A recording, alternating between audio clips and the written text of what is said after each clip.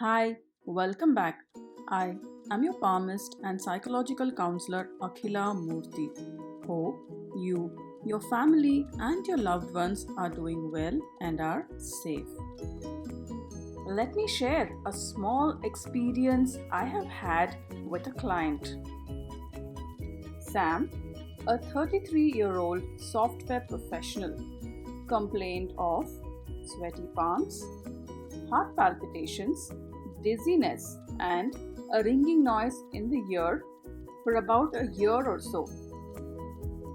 He also frequently experienced dry mouth and throat, muscle cramps, and a constant edgy feeling, which affected his ability to focus on his work.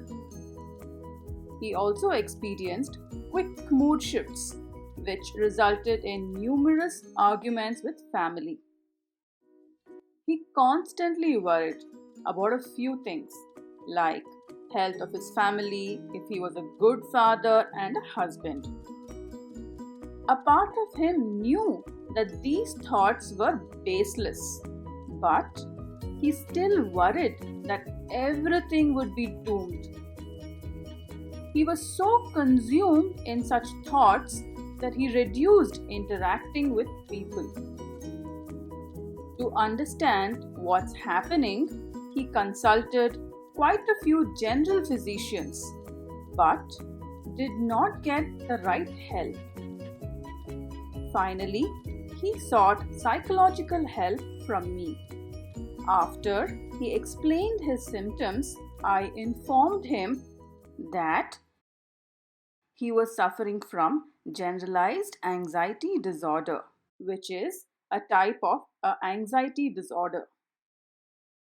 Sometimes, even strong minded and balanced people may develop such symptoms when they face disturbing tragedies. But few people like Sam developed anxiety and fear even when they are dealing with normal day to day demands.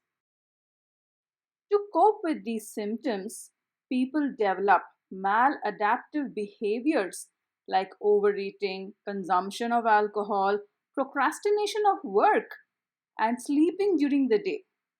Also, binge watching. Doesn't this sound familiar? Either we have experienced such situations in our lives, or we all have come across people who have shared such personal stories. These behaviors could be the byproduct of anxiety. But do we really know the meaning of fear and anxiety? Let's understand the actual meaning of these words before incorrectly using them in a generic context. Fear. Fear is your response to immediate danger. Anxiety. Anxiety is when you worry about possible future danger or an unknown danger.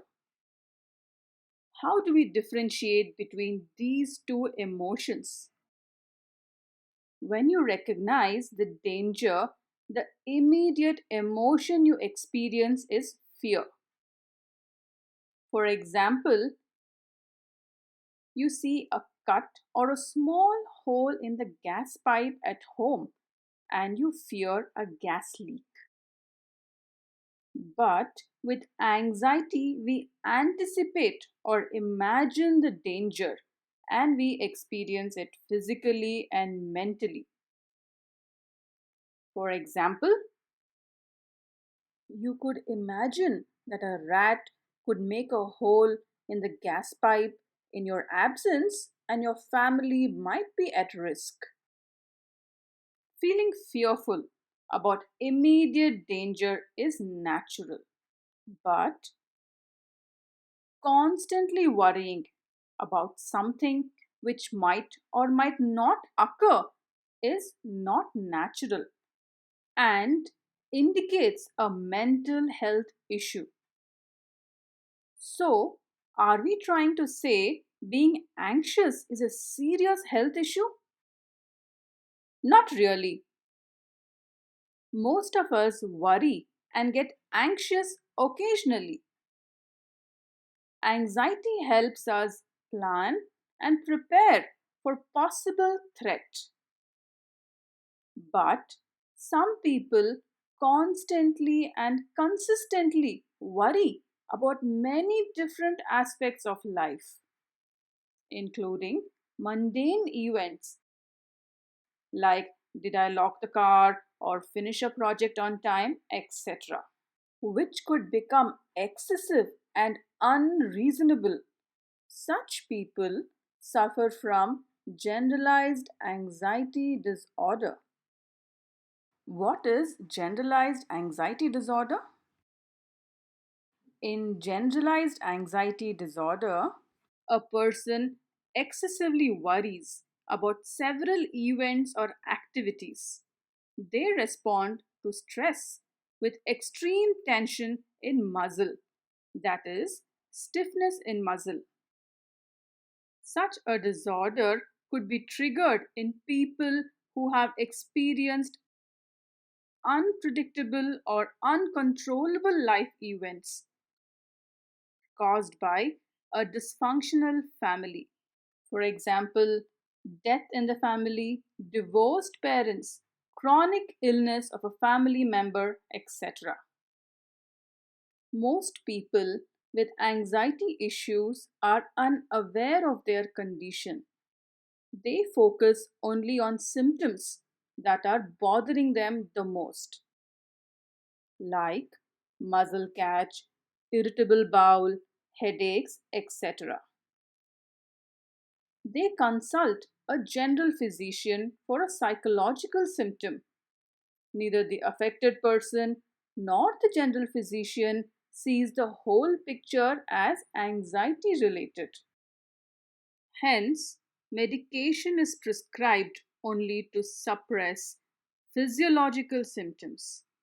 Once the medication is discontinued, chances of a relapse is high.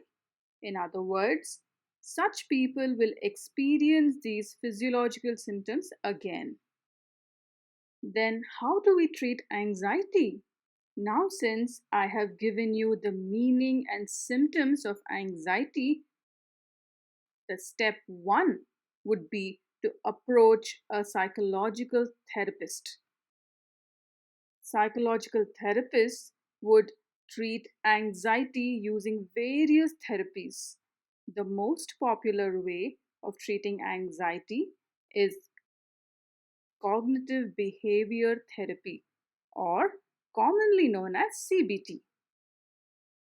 Psychologists will help people understand their negative thoughts, which often involve cognitive distortion, such as unrealistic imagination of catastrophes that in reality are unlikely to happen. For example, if a person is experiencing frequent headaches, he or she might worry that it could be a clot in the brain. So, this is cognitive distortion, which can be reduced by CBT. In this process, the psychologist will help restructure the way you think and perceive events.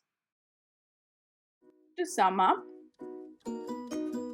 I explained the difference between the words fear and anxiety. Anxiety is a health issue. What is generalized anxiety disorder? Who experiences this disorder? Common incorrect solutions sought. How will the psychologist treat this disorder? So, this is the modern medical sciences way of analyzing and treating generalized anxiety disorder. So, what I want you to notice is that medical science can help us only after symptoms crop up.